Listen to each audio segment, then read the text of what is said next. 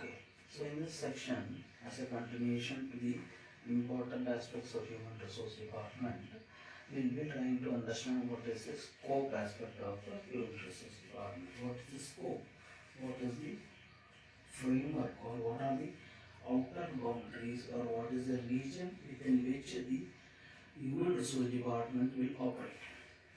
So that is how we define scope. Scope is nothing but the outer boundaries or the parameters or field areas within which the department will restrict itself, or the area within which it has ability to access or control, monitor and authorize the various aspects and configurations. So it is nothing but the outer boundaries of how the department puts across a confirmation hand or puts across a authoritative hand on various aspects of the company.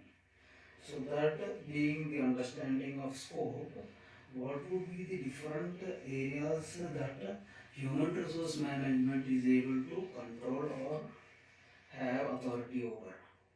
So basically, first or important thing would definitely be about manpower planning. So since the recruitment and management of people involves a cost to the company, human resource department will have to do a proper planning with regard to the either the recruitment process or forecasting the demand or for increase in requirement of workforce, or a constraint in the cash flow of the company. They will have to reassess and understand how the company is performing and try to support the company in order to reduce the cost for the company, because manpower involves a cost associated. So they will have to manage the manpower or ensure that there is a proper action plan to coordinate the manpower related activities, be it recruitment or layoff. So that would be the primary aspect. They will have to ensure which position is relevant, which position is required by the company, and what is the position that can be removed, or what can be the position that can remain vacant. So it is overall called as manpower planning.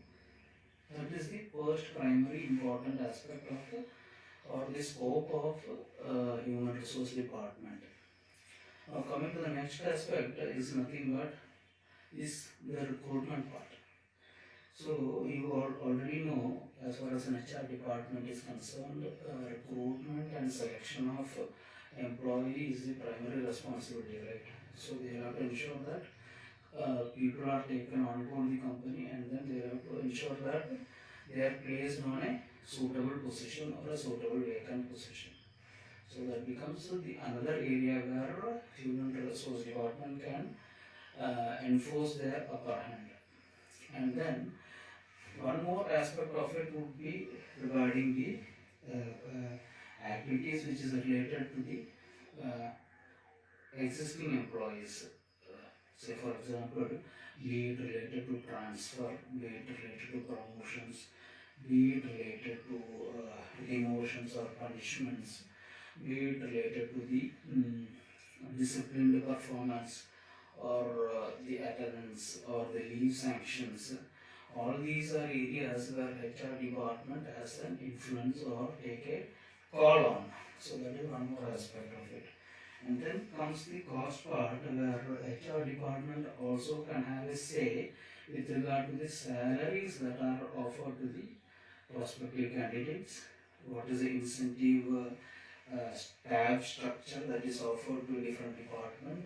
What is the additional benefits? What are the additional perks and encourage mechanisms in order to reimburse the employee as such? So these are the variety of or wide gamut of areas how the HR department can control or can have a influencing hand. So various aspects of it comes into the picture. We will learn each aspect one by one.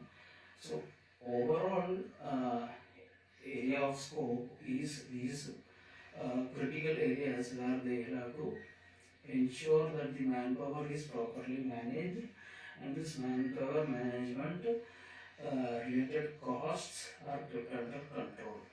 So they devise different strategies and different ability, I mean different areas how it can be kept under control. They try to use various tools to ensure that the cost is concerned with the human resource management is always kept under control.